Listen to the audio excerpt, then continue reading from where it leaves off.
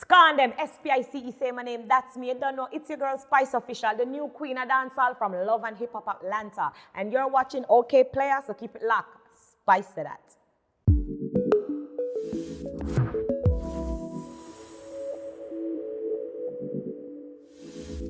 My early beginnings in music started when I was a child. I used to attend, Sunday school, go to church. I think it's mandatory for anybody who grew up in Jamaica to go to church, go to Sunday school, So I started when I used to go to church, and I'm also a past student of the St. Catherine High School, so I used to lead the choir at school as well. So I think that's where it started for me. After leaving high school, a friend of mine introduced me to Evie Junior Fraser, who is a part of Supreme Promotion. They're responsible for the big festival in Jamaica called Sting.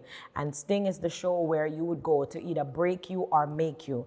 Because Sting, I remember, they can boo you off the stage, they can bottle you off the stage. So you have to be extremely good to dominate a festival like Sting.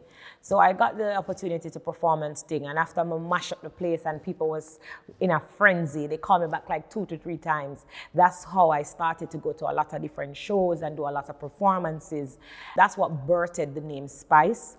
Before Ramping Shop, before Fight Over Man, I used to perform at Sting, and I was like the queen for Sting, because every year I would be that female that would just mash up the place and just leave the place in a frenzy. My biggest influential artist, we can't leave out Vybz Kartel, because he gave me that big giant jump. I would definitely have to say Vybz Kartel is the man behind that, because sometimes we can just listen to some Vybz Kartel and get inspirations. Bounty Killer, I love him dearly. Baby Sham is one of the artists who I've loved ever since growing up, coming into the music. And he's like responsible for the man that break me into dancehall as well. So big up Baby Sham and Dave Kelly.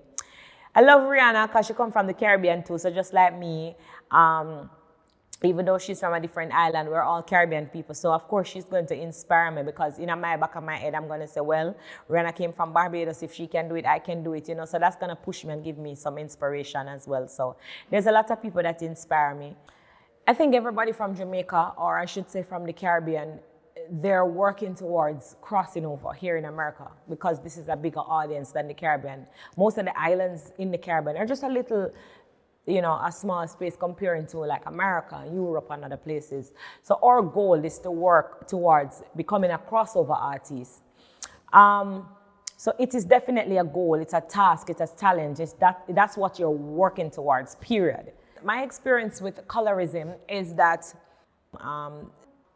as a dark-skinned Black woman, I've faced it since I was a child, but I think I had the voice, I had the platform to speak out for Black women. Too often I could go on Instagram and I would see comments and posts, people saying, degrading each other, tearing each other down, and it's from the same Black people, it's from our own community. So I just decided to use my platform to speak out on a topic that has been swept under the rug, because I too have faced colorism before, growing up in Jamaica, seeing it. People them say I'm too black, and if you bleach out your skin, them same one come a chat. Well, since you say that I'm too black for you, I please you, do I look how you want me to? Now I'm gonna see if you're gonna say I'm too brown for you. Or do I look pretty to you?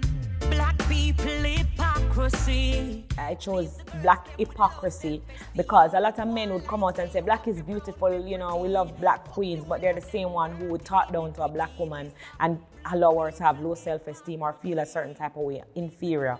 So I just wanted to speak out on the topic because I was seeing it happening in our daily lives within the Black community. I'd like to be remembered as that artist will bring the spice and the flavor to music, will make you want to roll your waistline and have fun in parties. That bold female, very energetic, very vibrant, always happy, bubbly, always, that fun person, a loving and caring mother. I'd like to remember that person who knows how to split the persona. When I'm home and Grace Hamilton with my kids, when I'm on stage, I'm Spice.